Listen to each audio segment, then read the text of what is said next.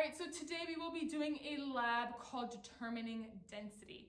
All right, we are going to confirm the relationship between volume and mass when finding density of a substance. Okay, we are also going to see how finding the density of a small amount of an object relates to the density of a larger amount of that same substance. Okay, the substance we will be using today are marbles. All right, we will be comparing one marble, so a small amount of this substance, to a group of marbles, okay, and finding the density of a group of marbles. What I want you to first do before I go through the materials is to see if you can name the materials we are using here in this lab.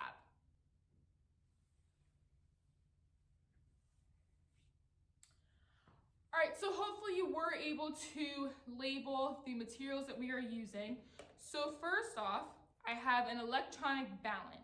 Okay, we did learn that you can use a balance or a scale to measure the mass of a substance. And in this case, I have an electronic balance. I have some water, as it states on the materials list. My water's in a beaker. I have my marbles. I have a 100 milliliter graduated cylinder. And I have some paper towels. Okay, I know the materials list also says graph paper, but I will be collecting my data and recording my data on a whiteboard with the chart on it. All right, so let's take a look at the procedures and go ahead and get started.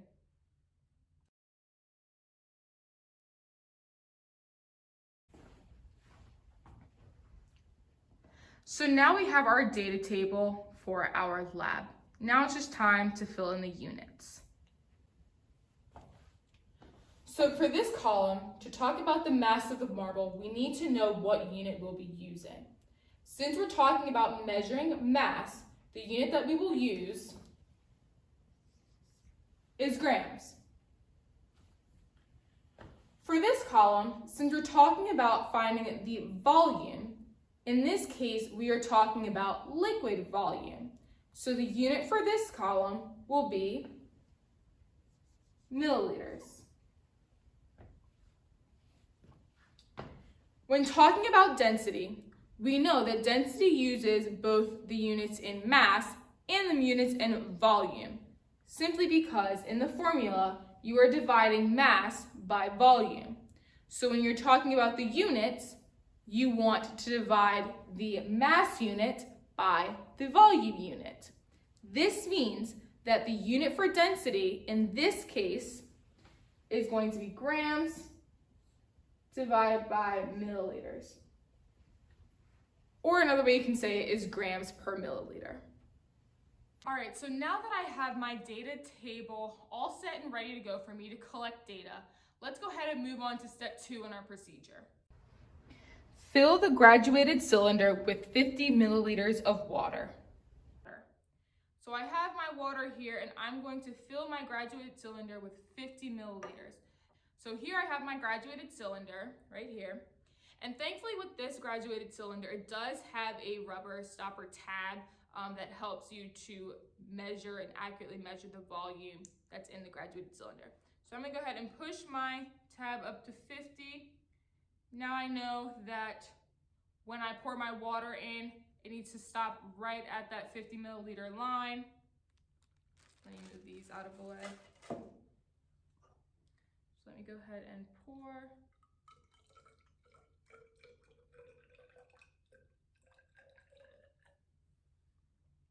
All right, perfect. So now that I have poured my water into my graduated cylinder, let's also just remember that your graduated cylinder does need to be on a flat surface. All right, so we're getting an accurate measurement. So step 3 of the procedure. Measure the mass of a marble. Record the marble's mass in the data table. So here I do have my electronic balance. I'm gonna go ahead and plug it in so that we can measure the mass. All right, now that I have my electronic balance all plugged in, of course I wanna make sure it's on. So I see here that there are units listed on the side. We have pounds, ounces, and grams. So when we are measuring a substance to find its mass, which unit do we want to make sure we have it on? Well, hopefully you all said grams. All right, so I do see here it is on grams. Okay, so now I'm going to go ahead and measure the mass of my marble. So I see here that it says the mass of the marble is 5 grams. Okay, right here it says 5 grams. So now that we have measured the mass of our marble, we're going to go ahead and record that in our data table.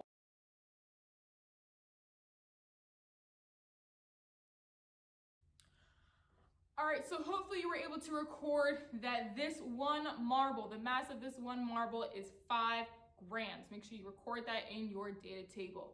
Now let's move on to the next step in our procedure. Carefully drop the marble in the cylinder and measure the total volume. So we know right now our volume is at 50 milliliters. Let me go ahead and tilt the cylinder just to help it not splash too much. All right, now that we've dropped our marble into the graduated cylinder, okay, I'm gonna go ahead and move my stopper to see exactly what the volume reading is now that the marble is in the graduated cylinder. And then I wanna drop down, let's see, is it moved? Great. Then I wanna drop down to eye level. We remember learning in our volume notes that you always wanna read the volume in a graduated cylinder at eye level. So I see here that the new volume, or the total volume now, is 52 milliliters. All right, so now I'm going to record my volume at 52 milliliters. Now that we've completed step 4, let's go ahead and fill in our data table. So from the previous step, we know since we only have one marble, we can say that the total mass of the marbles we are currently using is 5 grams. Taking a look at the total volume, after we measured it in our graduated cylinder, we saw that the total volume was 52 milliliters.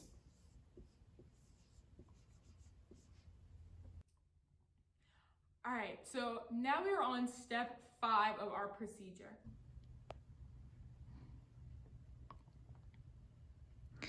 Measure and record the mass of another marble. Add the masses together and record this value in the second column of the table. So I'm going to take another one of my marbles and I'm going to go find the mass of this marble, the second marble, using my electronic balance. All right, now we are back at our electronic balance. Of course, make sure it is turned on and it is set to the correct units here. We do see it's at grams. So now we are ready to go ahead and measure the mass of our second marble. Oops. Try to get it to stay on. Perfect, there we go. We see here the reading is 5 grams. So now we are going to take this data, go back to our data table, and add the mass of this second marble to the mass of our first marble as it says in the procedure. Now that we've completed step 5, we can go ahead and start filling in the second row of our data table. So the mass of the second marble was 5 grams. As it said in step 5, in order to fill in this part of our data table, we need to add together the mass of the first marble plus the mass of the second marble, which then gives us 10 grams.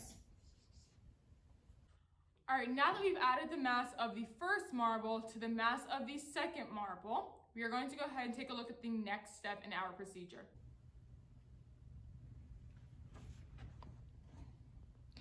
Carefully drop the second marble in the graduated cylinder. Complete the row of information in the table.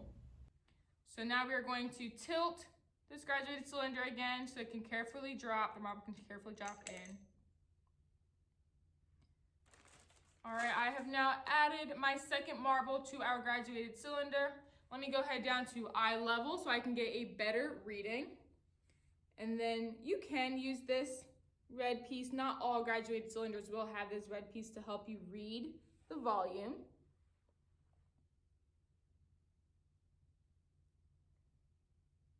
All right, now that I've moved it, looking at it at eye level, and I want to make sure I'm reading, of course, at the bottom of the curve at the meniscus, I see here that the new volume is 54 milliliters.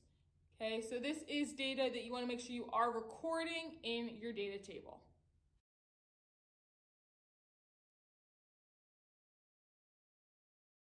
And now the second part of step 6 of our procedure says to complete the row of the information in the table. So now go ahead and take the time to complete the information in that row in the table. Now let's go ahead and complete the rest of these 2 rows. So as you see here, it says the volume of the marbles. Using the unit for milliliters, we need to take the total volume and subtract our 50 milliliters. Why are we subtracting 50 milliliters? Well, we know with volume, when finding the volume using water displacement, we need to take our final volume, which is our total volume, minus our initial volume, which our initial volume was 50 milliliters.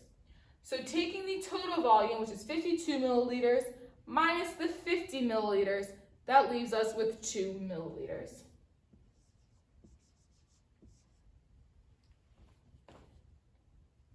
We can go ahead and find the volume of the marbles for our second row by taking our total volume here, which is 54 milliliters, and subtracting our initial volume, which was 50 milliliters, to get 4 milliliters. Now we can go ahead and complete the density column for the first 2 rows. When finding density, we know we're supposed to divide the mass by the volume. Here we're supposed to divide the total mass of the marbles, and then our volume we're going to get from the volume of the marbles. So for this first row, we know that the density equals our 5 grams, which is the total mass of the marbles, divided by our 2 milliliters for volume. This, of course, would be a great time to make sure you have a calculator so that you can calculate if you don't want to do this mentally. Go ahead and plug in 5 divided by 2, and our answer will be 2.5 grams per milliliter. For our second row, our total mass of our marbles was 10 grams. So density equals our 10 grams. Dividing that by the volume of our marbles in our second row, which is 4 milliliters. Using a calculator, you can plug that in. We know 10 grams divided by 4 equals 2.5 grams per milliliter.